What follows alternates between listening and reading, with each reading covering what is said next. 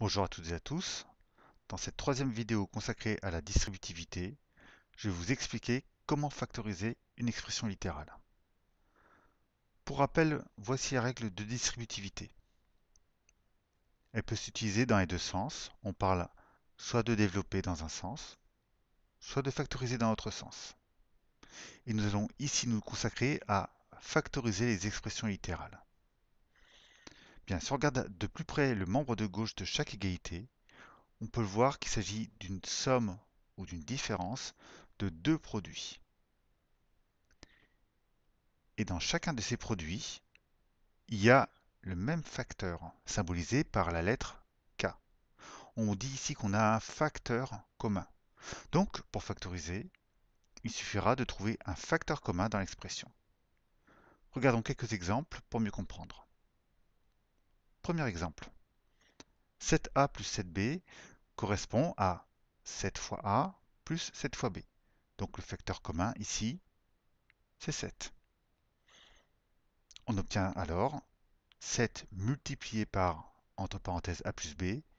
On dit 7 facteur de A plus B. Et comme souvent en calcul littéral, on n'écrira pas la multiplication. Et c'est tout pour ce premier exemple. Second exemple, 2x moins 5x. Ici, le facteur commun, c'est x. Au passage, le facteur commun n'est pas forcément celui qui est à gauche. Ça peut être celui qui est à gauche, à droite, ça peut être celui qu'on veut. Si on factorise, on obtient 2 moins 5 entre parenthèses fois x, et là on peut réduire, ce qui donne moins 3x. On appelle ça réduire une somme. Troisième exemple, x au carré moins 4x. Le facteur commun ici est x, car je rappelle que x au carré c'est x fois x, et 4x c'est 4 fois x. Maintenant qu'on a un facteur commun, on peut factoriser, et on obtient donc x, vecteur commun, et entre parenthèses x moins 4. Donc x, facteur de x moins 4.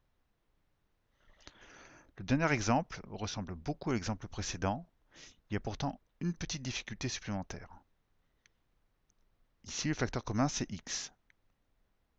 5x au carré, c'est x fois 5x, mais il faut deux produits.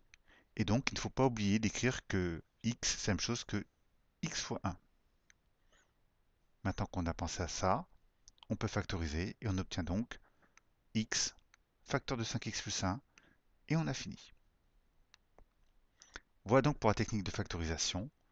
Alors, je vous ai présenté la technique. Par contre, je ne vous ai pas expliqué à quoi sert cette technique. Vous le saurez au fur et à mesure.